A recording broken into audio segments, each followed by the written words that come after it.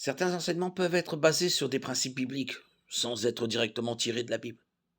Par exemple, la Bible ne mentionne pas le fait de fumer, mais on peut déconseiller cette pratique en se basant sur 1 Corinthiens 6, 19, 20. Votre corps est le temple du Saint-Esprit qui est en vous. Vous ne vous appartenez pas à vous-même, car vous avez été racheté à un grand prix. Rendez donc gloire à Dieu dans votre corps.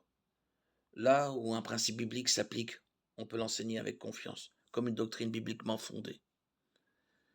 Les doctrines bibliques sont celles clairement enseignées dans la Bible, notamment la création du ciel et de la terre par Dieu, Genèse 1.1, l'universalité du péché, Romains 3, la naissance virginale de Jésus, Matthieu 1, 20, 25, Luc 1, 26, 38, la mort et la résurrection physique de Jésus, 1 Corinthiens 15, 3, 11, le salut par la grâce seule, par le moyen de la foi, Éphésiens 2, 8, 9, l'inspiration des Écritures, de Timothée 3, 16, 17.